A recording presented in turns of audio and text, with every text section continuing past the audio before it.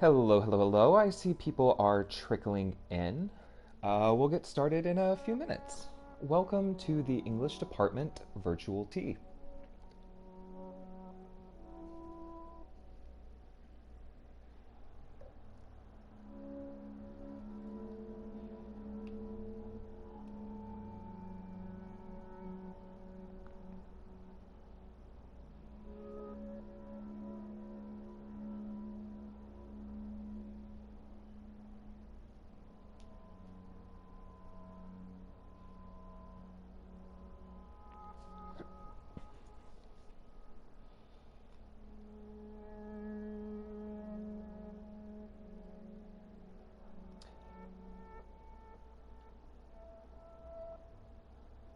My stream manager shows me I've got 3 people hanging out today. How are we doing?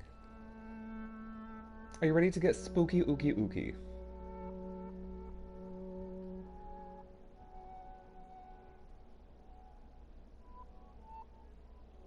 Hi, Nicole.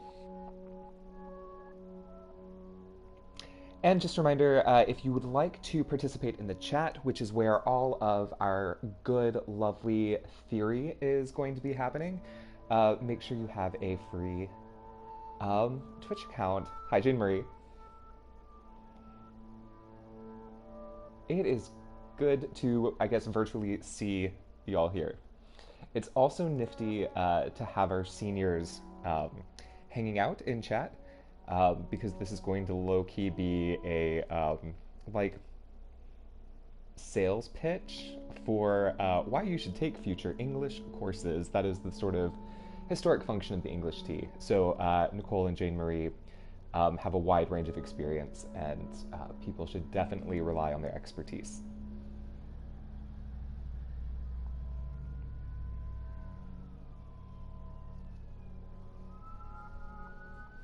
Oh no, that's a siren.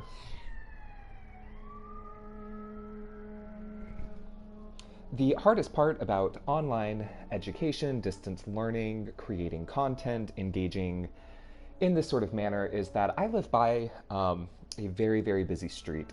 So everything is just awful. Like if I'm trying to record videos for class, it is just all based on I'm at the mercy of sirens and Texans with really big trucks.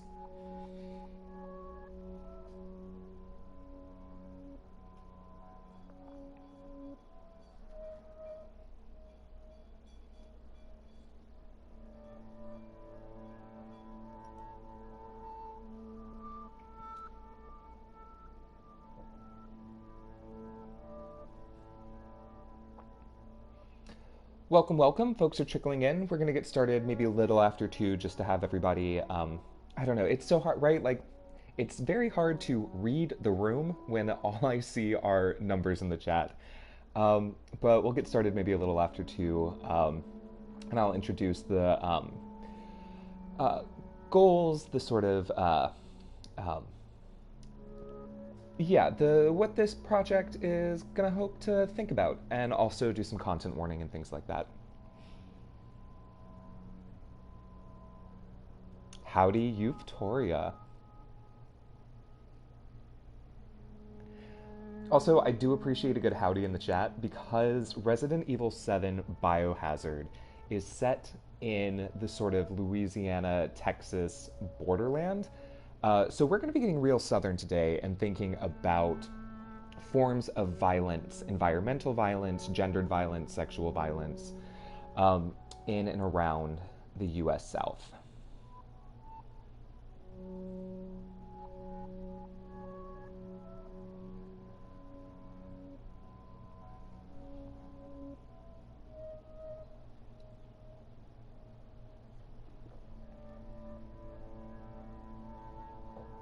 Also, I'm just over the moon that this is not blocked content. And we should be able to have a relatively technologically not glitchy stream today.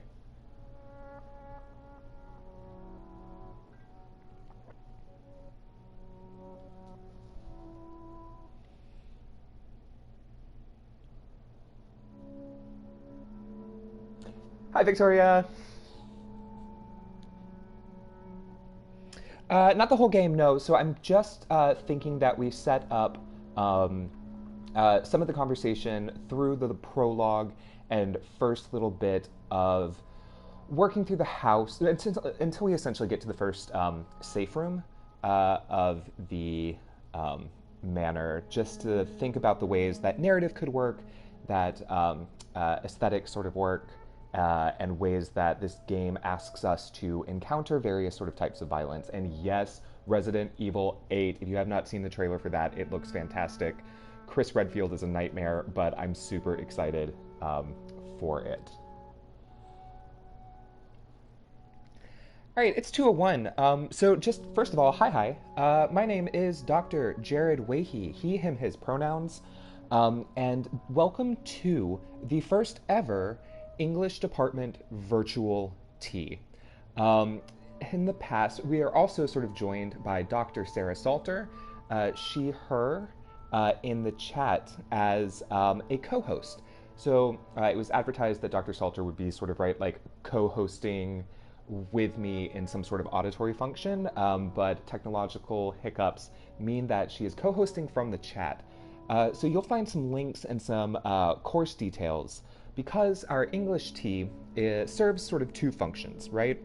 One is a social event where we can all sort of gather and do the thing that we do best, right? Collaboratively create meaning by engaging with text. The joy, right, like in the actual really cool thing about being Dr. Sorensen is also with us, she, her.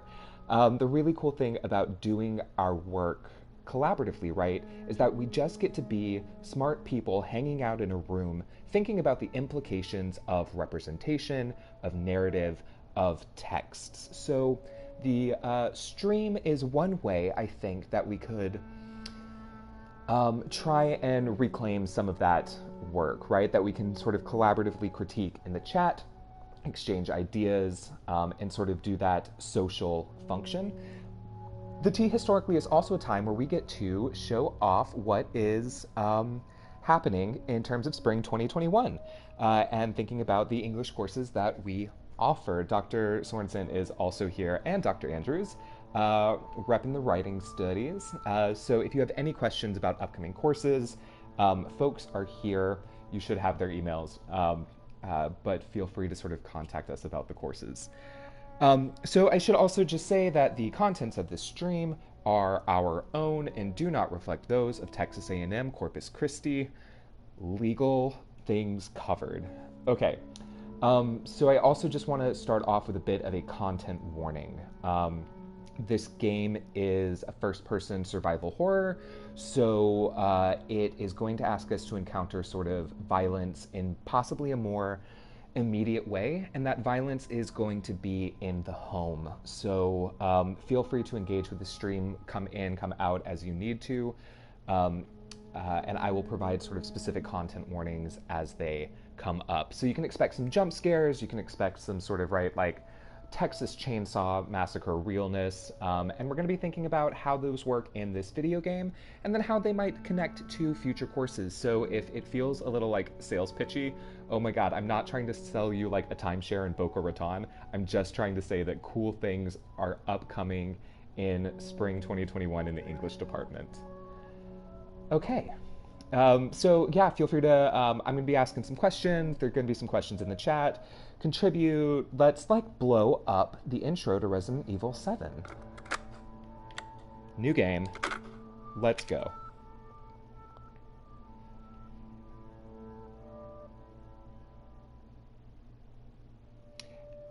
So for those of you unfamiliar with video games, we have cinematic cutscenes that I think we can interpret a little bit like film. I just wanted to send a quick hello, and I love you.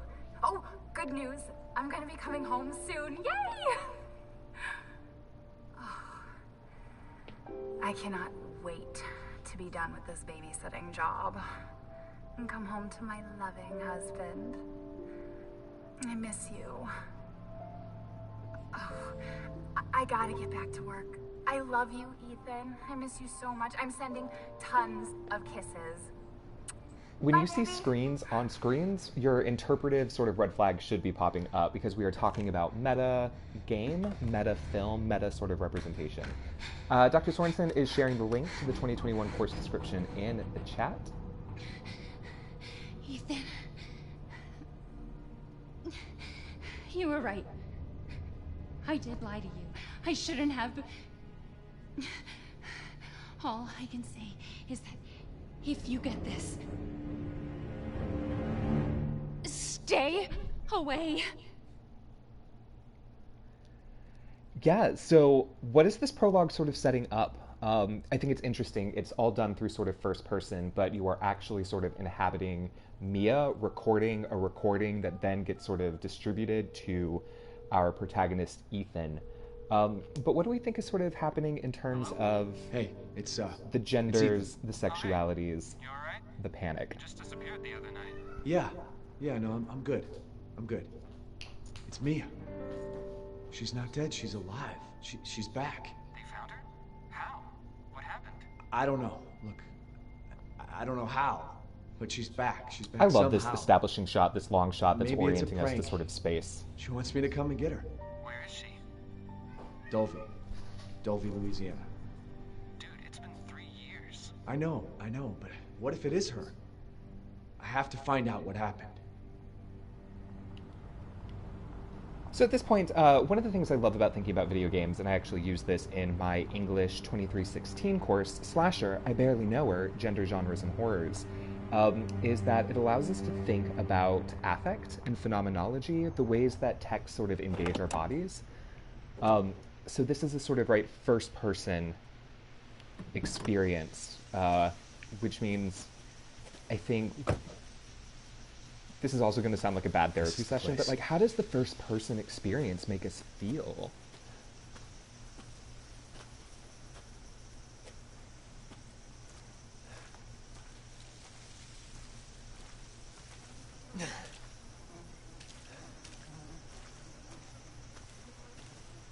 Also, this has a VR component if you have the capability, and it is wild to play in VR. Oh, the chat might be blocking the link in terms of auto mod. Yikes, that's real. Thank you, Victoria. Oh yeah, this is all, the courses should be available on sale. So this is our first introduction. For those of you just joining us who have not been on the stream before, I'm sort of asking questions that I might ask in the classroom so that we can sort of collaboratively encounter and sort of critique this as a text. So, oh yeah, no, it's actually going to be the auto mod that I have set up on the chat is not going to allow us to share links, and I should have changed that beforehand. Do you remember what I said when I thought we were going to have a technologically smooth move? This is incorrect. But it is available on sale. There's a little blue hyperlink that says click, which will give you the full course description.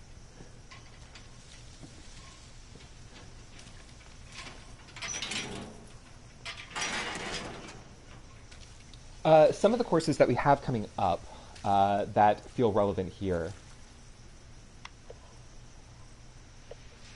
Thank you for understanding. And yeah, right, Dr. Salter's pointing to that it feels more submersive, that the first-person perspective is about engaging a type of immediacy or sort of suspension of disbelief, right, incorporation. And you can think about... Oh, beautiful. Thank you, Dr. Salter. And Dr. Sorensen. Talk to me about the setting here in this sort of Louisiana bayou space. What, if as Dr. Salter is pointing to, yeah, I think proximity is important in this game, and the light is really about sort of creating a type of mood and a vibe. If you were interested in thinking more about lighting and vibing, Dr. Pattison is teaching his The City in Literature and Film course, so I think some of the interpretive This is actually going to be the theme for this stream, which is just hashtag join us. Sneak into a Louisiana goat house, sewer gators, episode 17. But I think some of these similar interpretive strategies for film work really well for video game and sort of this type of submersive narrative. Okay. Accept her gift. I don't... Yeah, it hits that sort of right, like, uncanny, that sort of right tension between beauty and horror really, really well. I will also just say I am a queer gentleman playing as Ethan, and the conceit is to find my wife, and that just does not have the affective appeal that I think this game intends. But it's very much about producing anxiety. I think the shadows sort of help with that as well.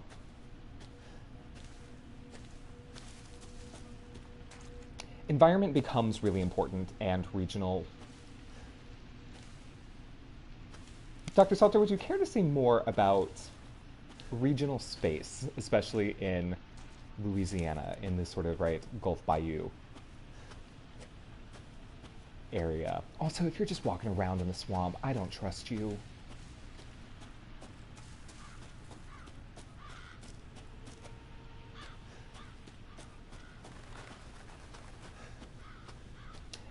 Isolating makes a lot of sense here, yeah, and I will say that, like, as a lone...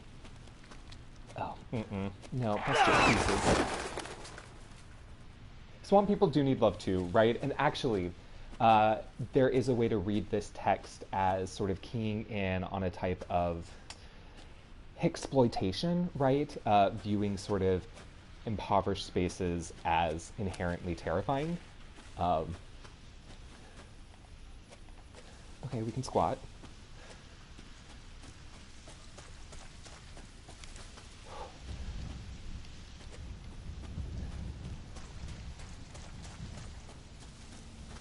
Yeah, we think about the term exploitation when doing Texas Chainsaw Massacre.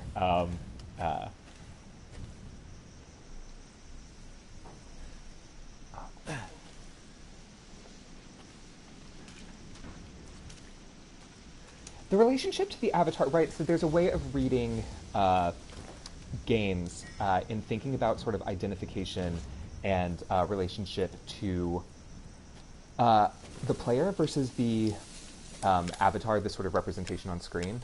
Oh man, she's from Texas. And this sort of doesn't allow us to think about displacing the violence onto an external body, right?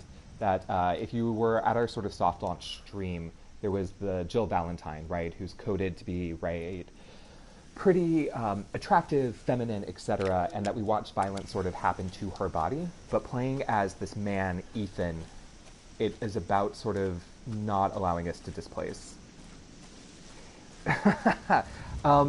Yeah, right? I'm interested in this text discussion of media because, like, the hanging CDs, sharing files, very vintage. Man.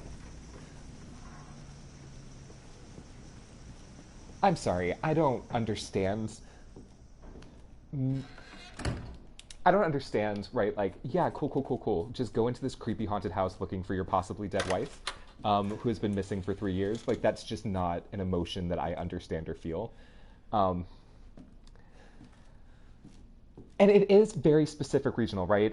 It is about, think about the ways that this is about also maybe South Texas or the sort of Texas-Louisiana sort of space. And the traffic of horror violence. I don't think it's a coincidence that the first space we are entering is a kitchen. What are our sort of associations of content warning? If you have a negative relationship with food, this will be hard. Oh, fantastic! Yeah, Dr. Salter is. Fuck! Nope. And I will say that as the roach is crawling on you, my controller is vibrating, which is really about trying to produce that immersive experience. Whew. But if you were thinking about sort of text and contexts, we have sort of Chicanx literature being taught by Dr. Kevin Kincannon to think about sort of regionalism and the importance of context and space.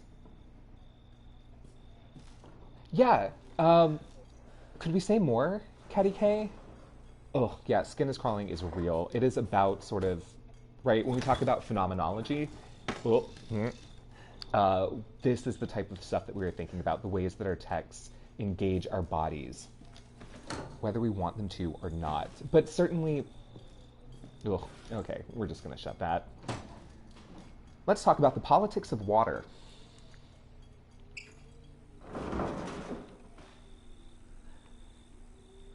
Certainly it's a gendered space, right, that we are entering into.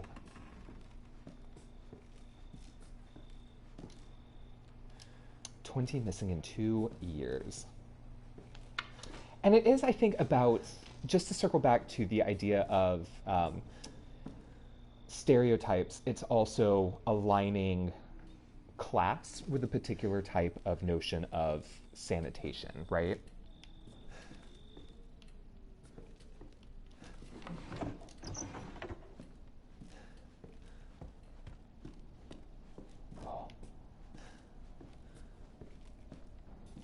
And notice how I think chat was thinking about the lighting outside, sort of what's changed as we've moved into the house, and thinking about sort of how it's lit. Yeah, I want to read, I think this is something that I really value, Caddy K, is that we could read sort of what's lost and what's gained in sort of representation. So like if we're being very, very generous with it, maybe it's calling out the ways that the kitchen as a site of sort of gender and confinement might be a monstrous space, or it's allowing us to sort of further say, yeah, no, kitchens, ladies, the domestic, gross. What do we do with these photographs scattered around? Not to sort of, right, like bring us back to Laura Mulvey, but I think anytime we see representation in representation, we should be reading metacritically. I mean, first of all, yes, the juxtaposition of the really like golden light to dark is about sort of playing on fears and sort of assumptions.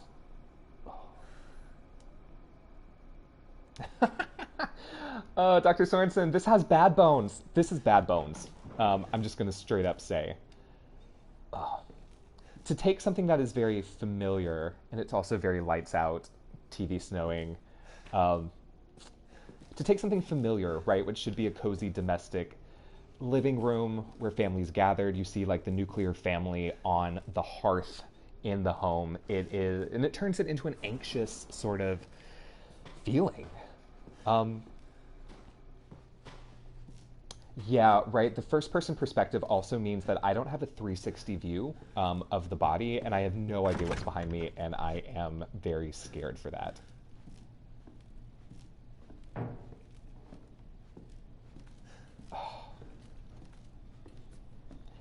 I mean, yeah, so how do we... Let's put pressure on this, right? That representing a sort of Southern aristocracy in shambles, is there a use to this sort of mood? Yeah, I'm so sorry. Also, you're just like getting a lot of me talking, but the sound is pretty interesting here. And are we, yes, right? Like it's what happened to the family here is very much at the foreground. And I think that's a really useful theoretical question, which is like how might this game be reflecting on family spaces, the nuclear family, and horror in 2017? We just got a videotape. And this is where I am going to pause for a moment and set up a sort of series of questions that I think is going to be useful for our course on the novel that's upcoming. Right, so one of the things that we as literary scholars sort of, right, thinks about like what we think about is sort of narrative form, how we tell the story, in what order, with what sort of strategies. And this game is about to sort of play with narrative and order, and Dr. Salter is going to be thinking about the novel next semester, specifically as told through African American and Black literature. I don't know if Dr. Salter wants to drop anything about that in the chat.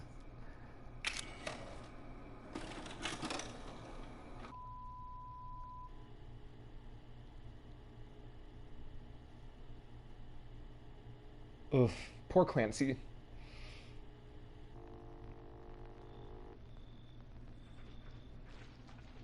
Boo. Where did you find this guy? Give me a break, Pete. Hey. So we've switched I only work characters, with professionals. and the Speaking of narrative which, sort of, right, like, Make sure the sound is right this time. I is don't want to Ethan repeat standing in Amarillo. front of this That was TV. 2 fucking But years now ago. we are I don't playing do ADR. as Clancy, This new guy? film guy Not for feeling the it. show Sewer Gators. Again? Just don't be surprised if we have to make a change. What do we do? That's swinging on New its own. plan. We do a walk through the inside first, then we shoot What do the we intro. do with this idea Just of like we always do. temporality, Just try to say the flashback, show's and name sort of this time, switching okay? protagonists? No problem. Tonight on Sewer Gators, another worthless fucking shithole. Happy? Ecstatic.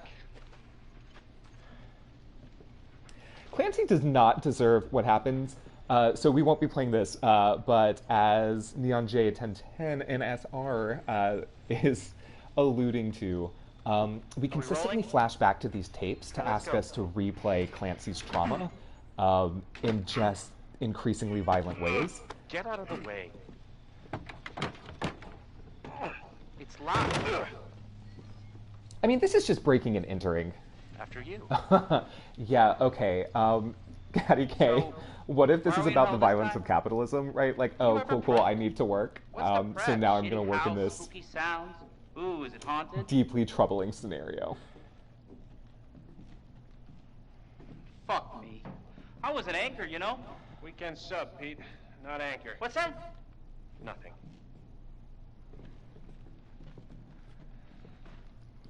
What's the story, Andre? Abandoned farmhouse, missing family, foul play suspected. The usual. How long do you say this place has been abandoned? 3 years. I think this is an interesting way to give Get a exposition, shot of right? this. But make a great also, cutaway. what is the effect of, like, So, going back through the space Hillbilly Joe that and you his had family go just... missing. Not hillbillies, the Bakers. Explored. Jack and Marguerite Baker. And they were quiet, not backward. A lot of We know bad it's in rumors here. Why about am I their opening son, this? Lucas. Bad seed, apparently. Ah, shit! I know I should have worn my good shoes.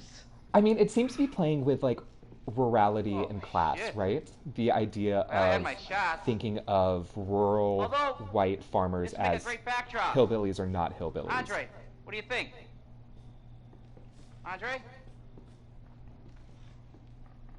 Andre! Andre! Clancy, you see where Andre went? Where is he? Unfucking believable! This is the last time I work with that guy. I mean, producers, they come and go, but a good cameraman like you, Clancy, you stick with me.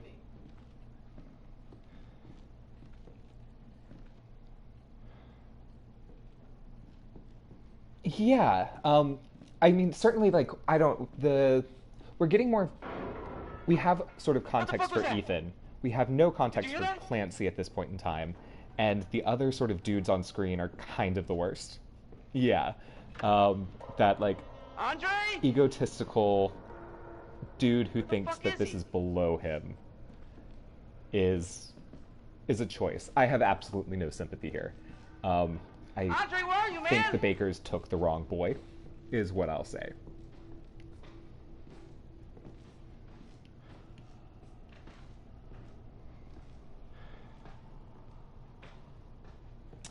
Yeah, right. So, what are sort of assumptions about What the the hell? home?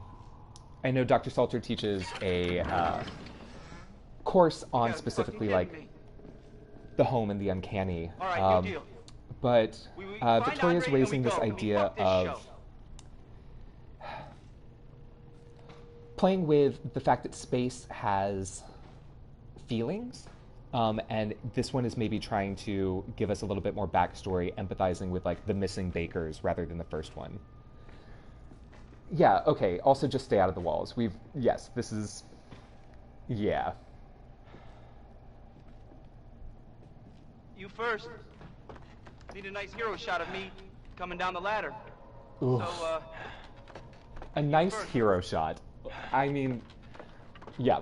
What I think is really useful about playing as a cameraman through flashbacks is that we're thinking about the ways that narrative What gets do you see? constructed and sort of What is myths it? get made, right?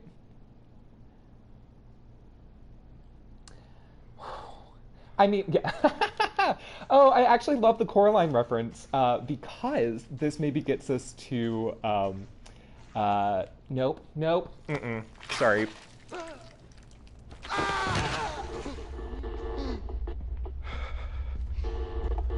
I love the Coraline reference. We're just going to sit with this for a minute.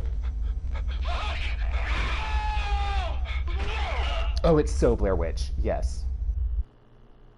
And so then we're taken out of this sort of flashback, like little mini narrative, little mini game. But to circle back to Caroline, I think, yeah. What's interesting about video games and children's literature is that it is a direct ripoff, right? Or at least a really ham-handed illusion.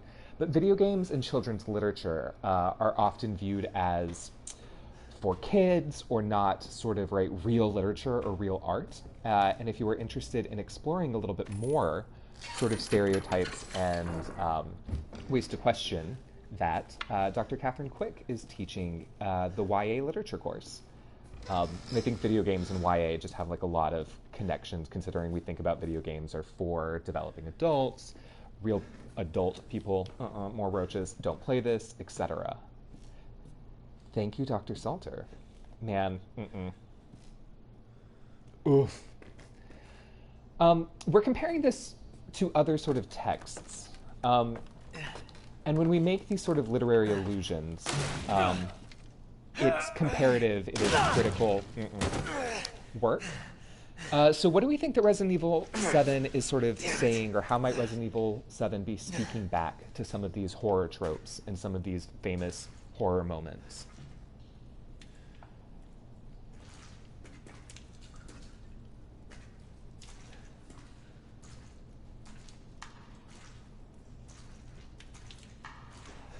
Yes, which is also, I think, a fun sort of moment of the latter worked when you're playing as Clancy, but of course it wouldn't work when you come later as Ethan, right? It's such a fun trick for temporality and creating a different sort of irony.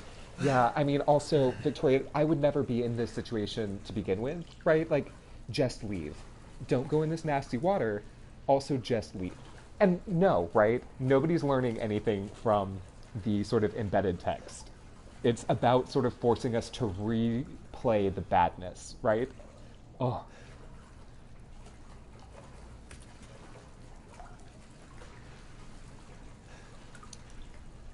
Oh, this water is just so gross. Nobody learning is the ultimate horror. Thank you, Dr. Andrews.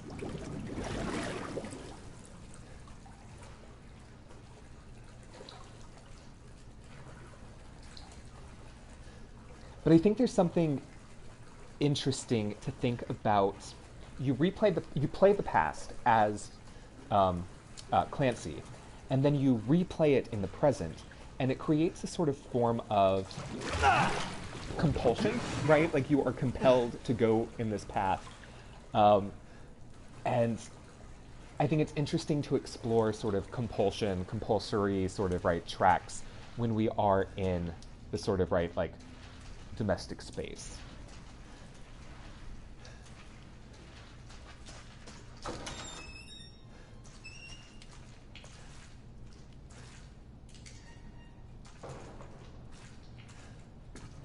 Oh, actually, no. It's a mommy and a daddy, and it's all horrifying.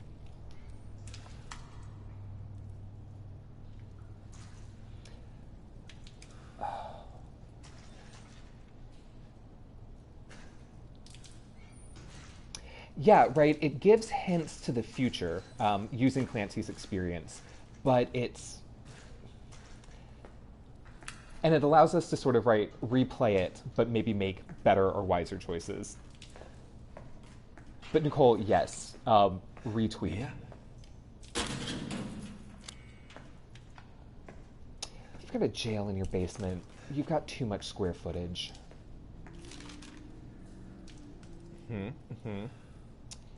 Oh, Clancy, you are L.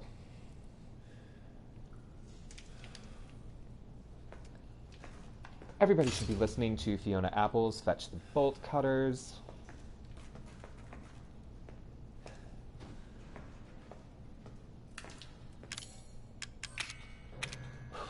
Again, the sort of limited inventory space.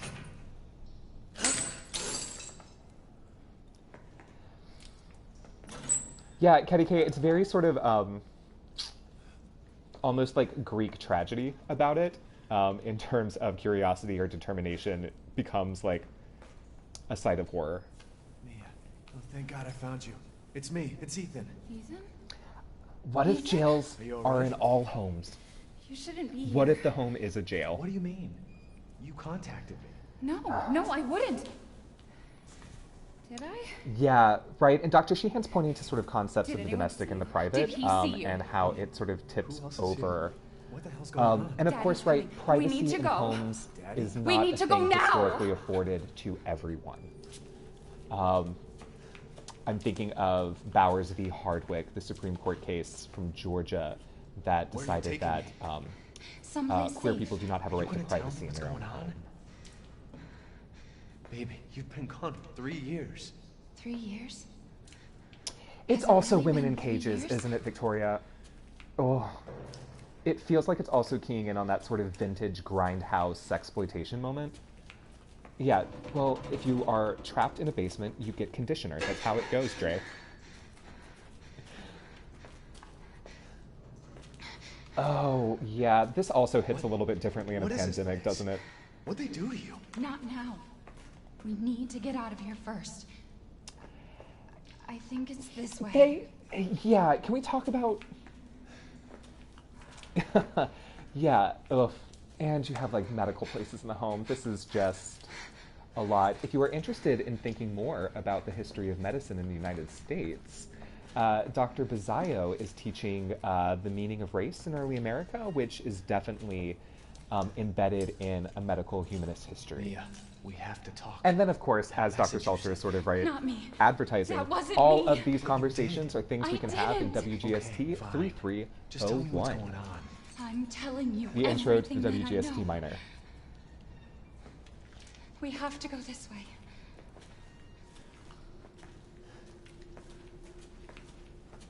Ugh, we have to go this way. We don't have to go anyway, right? Like, what I love about this game is it offers should you know where you're the... going.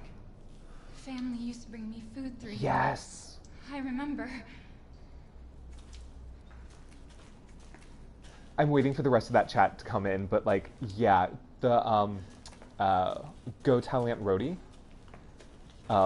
is an interesting choice. One of the things that we can think about in terms of sound and sound choice is the sort of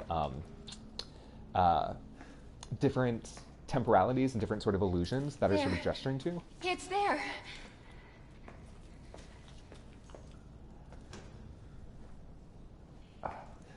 This is it. I mean, games offer you the fantasy of freedom of choice, but it's also about like, I remember this room. no, you actually There's don't have a another door choice. here. You have to follow I'm her sure for the of game it. to progress. It's not here. It's gone. It's gone. We're gonna be a family now that you're here. And Richard, I think the 70s horror aesthetic There's another door here. I'm sure of it. is very important for this game.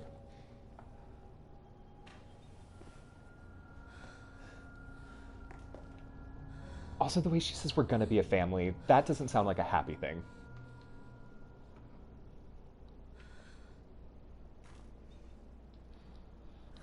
Okay, well, you just rest there.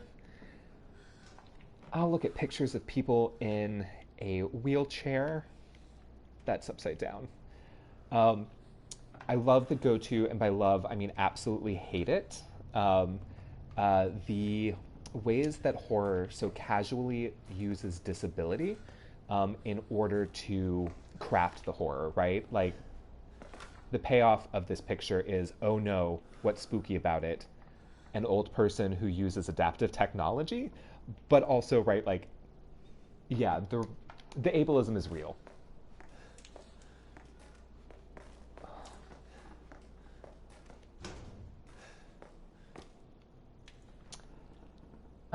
Spooky dolls.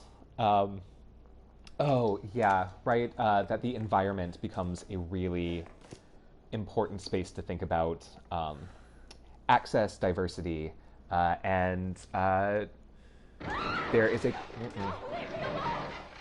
course for that upcoming. Oh, it is also the sort of, right, hysterical woman trope. Yes. Nina's sort of gesturing to the ways that we can just sort of easily align, and that's not going to go away, easily align sort of, right, neurodivergence to sort of, right, like women who have lost their minds. Well, yeah, right, and as the yellow wallpaper sort of allows us to see, there are violences, again, in domestic spaces, right? I think haunted houses are great images and metaphors, because what if the house is already sort of, right, haunted for some people always already, right?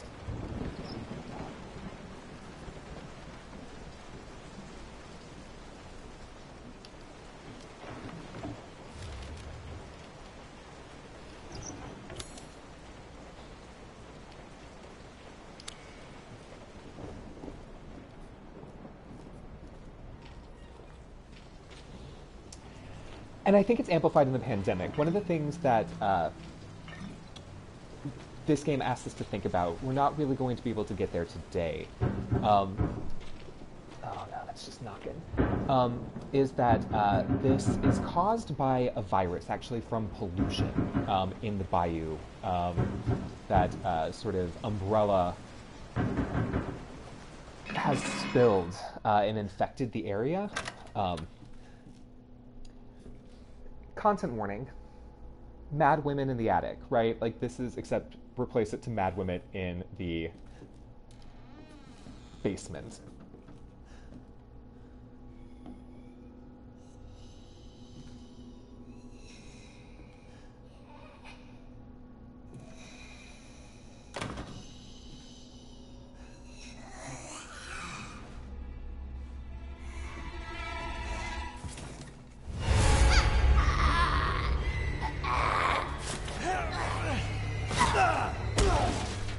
Well, there goes damsel in distress. She apparently has super strength.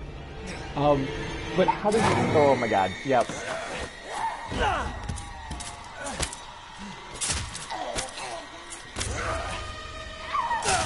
Oh god. Still good hair, yeah. Like, that's the important part here. Yeah. Wait!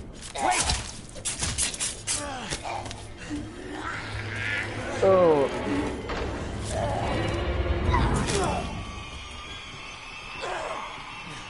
I am just furiously clicking buttons, and I am on the edge of my seat. But certainly it's about sort of a visual coding of no longer normal. Which, if we're playing with sort of mad women... I can feel her clawing her way back inside of me.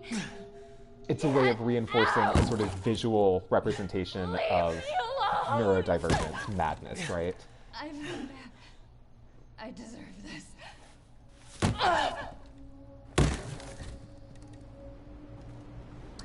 Anybody want to take a minute for the I feel bad, I deserve this, as... There's a lot that just sort of happened there that I want to think about in terms of, yeah. It is actually very much about making us feel very helpless as a dude, right, in the first part of this game, only to then empower us in the larger narrative, right, where we get technology, ammo. Like, you just feel like a badass by the end of this game, but like at the beginning, it is so it is about vulnerability, or sort of flipping the script of making a player who is playing as a dude feel sort of vulnerable, for sure. It also sort of thinks about victim blaming, Stockholm syndrome, justifying violence in the domestic space based on sort of, right, a personal failure rather than, no, this isn't a violent situation. Also, the knife in the hand, yo. Like, I think a lot about the process of living in a body, and a body that can sort of change, right? Because if there's such a thing as able-bodied, that privilege is only sort of temporarily secured.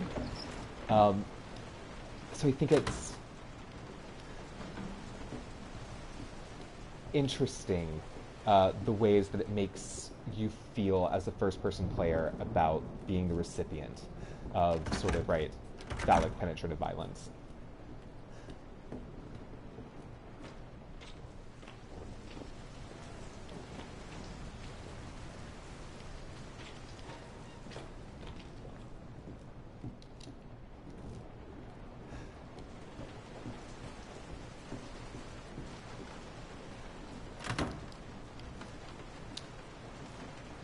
Okay, I specifically replayed this game so that I would not look like a fool on stream, and I have completely forgotten what door to get through.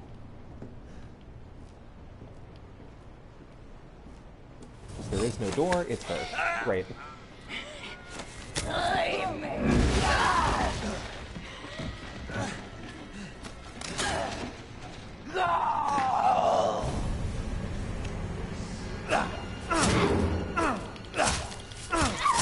Yep.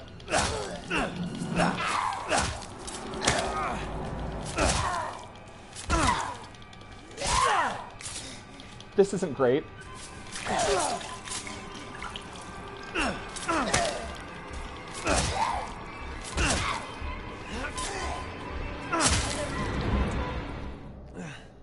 I mean, she fades in and out. In terms of, right, like, looking absolutely monstrous, and then now this sort of, right, like, helpless woman who's being sort of, yep. Because it reads as domestic violence, right? This is patriarchal violence, right? It is fighting and axe murdering your wife in a home. Like, this is very real. And it's authorized in some ways by the sort of monster narrative. You really shouldn't have come here. Who's this?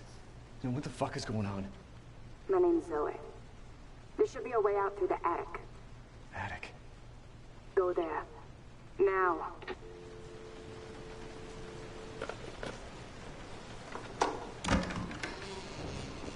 Big fan of Zoe.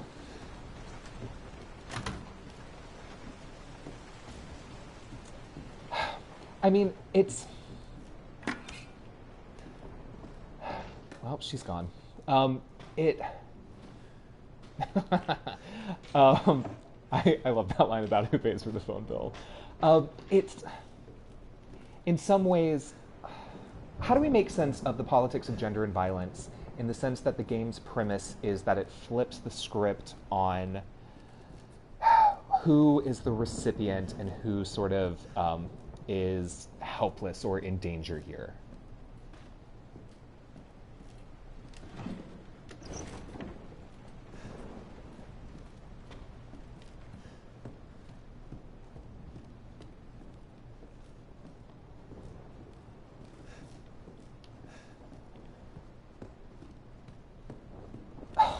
I mean, yeah, an episode of Snap. This game feels very meta, right? In thinking about the different genres of TV shows, that it is about, like, house hunting shows, as Dr. Sorensen mentioned. Christina's talking about, like, episode of Snapped. We're also thinking about, like, Ghost Hunters. That it seems to be in conversation with the ways that we consume violence in other forms. Oh,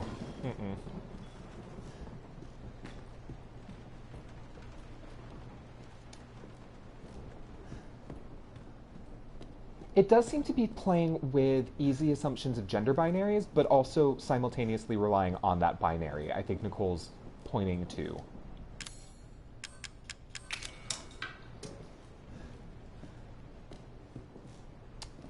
Yeah, right. The mode of critique can't just be, nope. It's okay. It's okay. The mode of It's me. critique can't just be like, what if we swap genders? Because that doesn't fundamentally fix the problem of, like, violence and inequity. You shouldn't have done that! Oh, and this first-person perspective really hammers that It home. fucking hurts!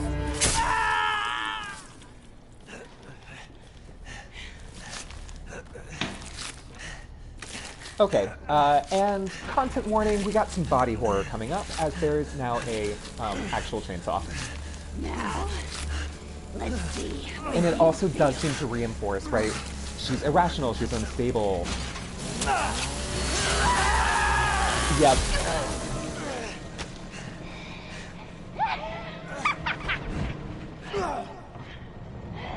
Oh, man.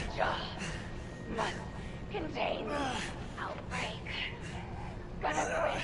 I promise. Must burn it all down. For some reason that was not subtitled, but she did say must contain outbreak, time to burn it all down. Man, also, the disability scholar in me is just wanting to think about this severed hand a lot. And it does seem to be embedded, as Victoria's pointing to, the languages of domestic violence or patriarchal violence in the home following bell hooks.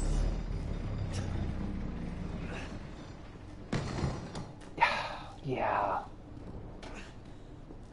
I've been bad, I deserve this. I know you didn't mean to hurt me, but it fucking hurt. All of it's just... It relies on the thing a little too hard. Yes, Jane Marie! What I actually really value about disability aesthetics, right, in terms of disqualification, is it seems to be, in this case, mobilized against women, Mia, and in order to paint her as subhuman, less than human, monstrous.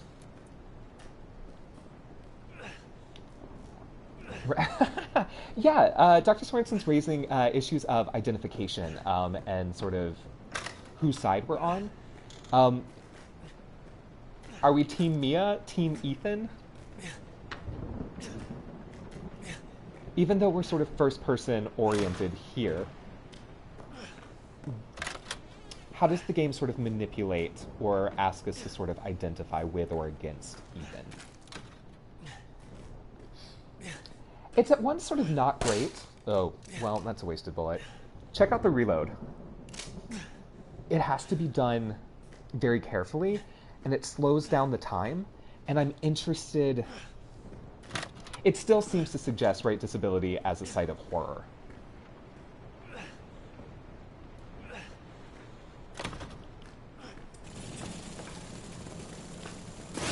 Back up for a minute.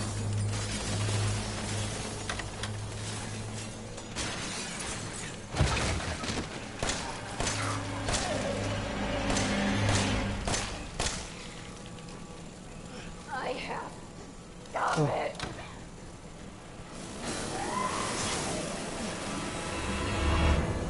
I mean, honestly, it's comforting to see a woman on the other side of a chainsaw. But... Oh no. Well, that's happening. They're relying on me. Everyone is relying on me. Everyone!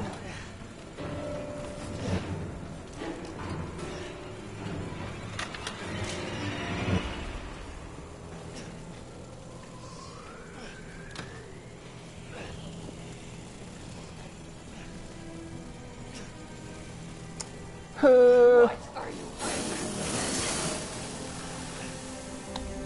Oh, I hate this so much. What don't you want me to know? Oh, God. Everyone's relying on me, definitely thinking about disproportionate domestic labor. Oh, God. You entirely heard that right. And then her dying word is, I love you. as being the recipient, as you are gunning her down. Yeah, this is just an actual Welcome night. to the family, son. Welcome to the family, son, as you were knocked out by the baker.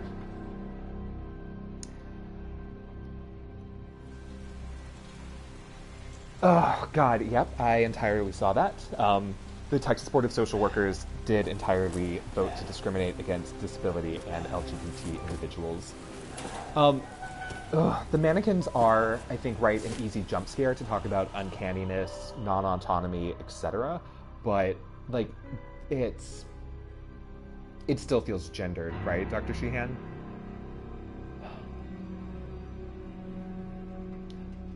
Come on. Don't you die on us now. You have work to do.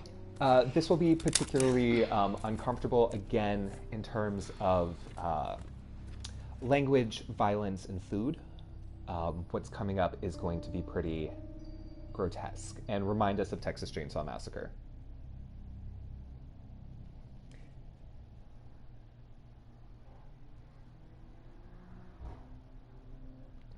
I'm just fascinated by this move. Like, the first introduction to the Baker patriarch is a violent punch and kick in as you were dragged, and it's welcome to the family, son, right? Where am I? What the hell? Rise and shine, sleepyhead. It's time for supper. Who are all you people? Where's Mia? Yeah, this was definitely a post-lunch thing. No bitch wasn't no good if it hit him. Yes. I mean, this game is not kind for those with eating disorders, but I think it is referencing something about He got to have his supper. a home and one's relationship with food. Of course, this food is people, but, like, yeah. Oh shit, he's not eating it, Jack! He's not eating it! Get the hell up, Marguerite! I made that for him! Get the hell out of here! You're a son of a bitch! Oh, I can't believe it, you son of a bitch! He's not eating it! He's not eating it! This was supposed to be a very special feast. No boy. Again, how is this orienting us to the domestics, to the family? Yeah, they just... Hands are overrated. Hands are so 2016. This is 2017. God damn it! I'll bet it's that cop again. Goddamn pigs. Yeah, it does that thing that Texas Chainsaw Massacre does. Like, this is straight out of the scene where Sally Hardesty sort of wakes up. But yes,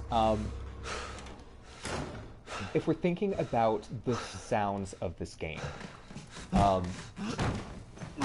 this cutscene, right, where we had very little control, just to look around, is about performing Southern white morality, right, in a particular way. And we have English 3366 with Dr. Sinead Lee that also sort of explores these types of issues. Oof. It is the nightmare version of Get Out, right? That, like, no. I also do just want to say my favorite little moment in this game is looking in trash cans. Because what is that cup? What is this cup? And tell us about sort of fast food and Whataburger. What is this cup? It is very distressing because I don't want to think negatively about Whataburger. Oh, yeah, the grocery list is people.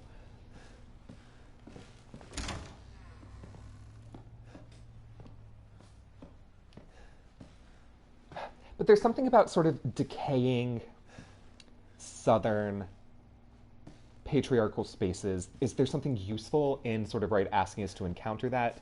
Is there something useful in asking sort of, if we buy into the fantasy that it is, right, like, straight dudes who play video games, is there something useful about asking other people to occupy precarious positions?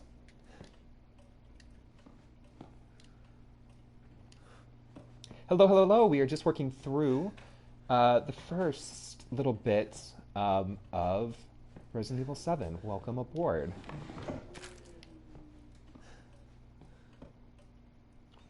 Okay, right, yeah, as Dr. Andrews is sort of pointing, asking us to encounter implies that, like, this is not already the things that we always already encounter. Yeah.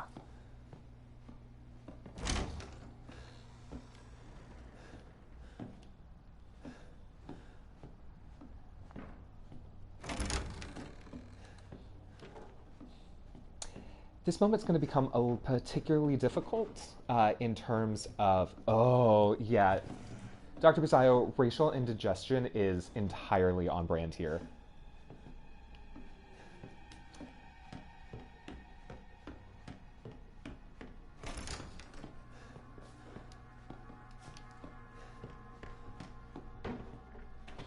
So we're just going to hide from the Baker Patriarch for a bit and hope that we aren't found as he stalks you through a home with a shovel.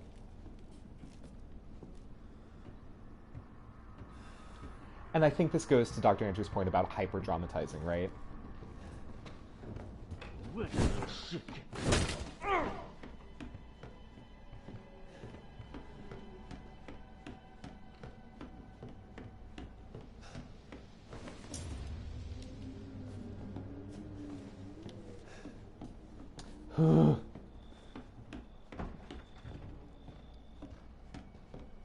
Where are you?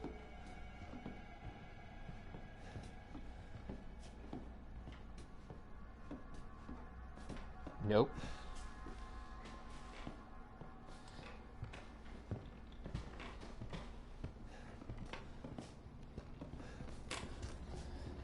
Sorry, I'm not talking. I'm literally on the edge of my seat. I hate this. Ooh. I can smell you. Nope.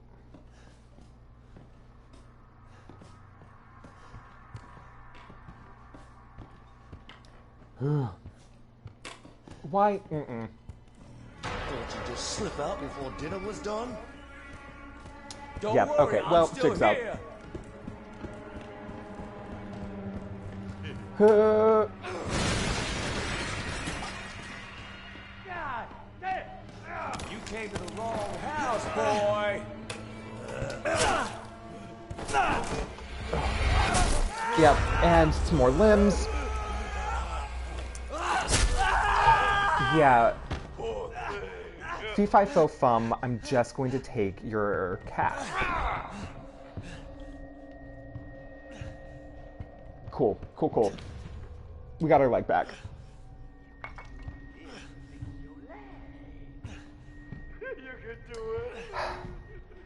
This game loves to remove limbs, which I'm not sure if it's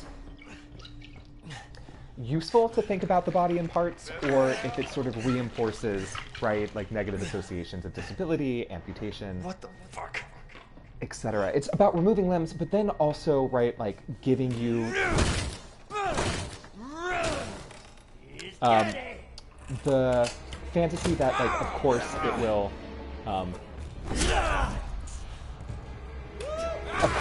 like come back to you. You'll get it again. All right. Have fun in there, boy. I'm gonna come back for you later. Oof. Yeah, and that is part of the sort of disease commentary of this sort of game, and like the biohazard of Biohazard. But yeah, it's about offering the horror of being sort of amputated, but then the promise through sort of, right, like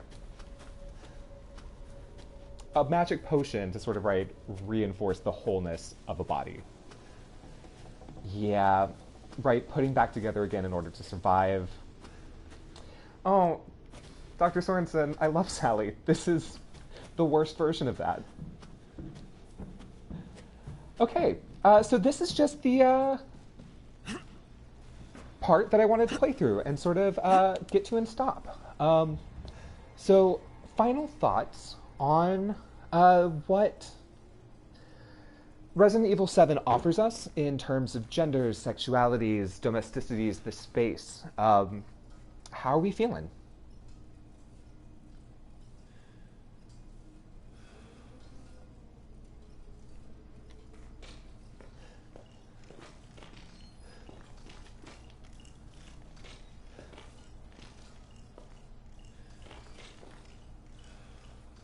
Yeah, it... Despite playing as a male protagonist, as a recipient of a lot of violence, it still orients, at least very early on, right? Violence against women. Domestic spaces, what if they're always dangerous? For sure, right? This coercive idea of welcome to the family, thinking about families as a sort of dangerous or violent thing in construction or in formation, is really sexy for me. English tea. Yeah, we're here to sort of spill the tea, share the tea, think about video games and amputation. It's great. And certainly it sets up Mia as like the villain. Yes, entirely. We'll talk about branding. Dr. Andrews, branding. I love it. Okay. Well, thank you so much for everyone who's involved. Thank you so much, Dr. Salter, for co-hosting in the chat, making sure that we had the course information. Thank you all for joining and contributing. This has been, I think, a really productive discussion. And if you are interested in having more of these discussions about theory, bodies, powers, pleasures, this is what happens in an English course, right? This is what you are signing up for, to study sort of linguistics, to study form, to study language use, right? Like, this is the kind of stuffs that can happen. Sometimes it happens quite literally, where I will play video games in class, but like otherwise it happens via the sort of larger discussions that we want to have. All right. Thank you all so much. Be well, take care. And yeah, happy Halloween, I guess, right? Let's get spooky.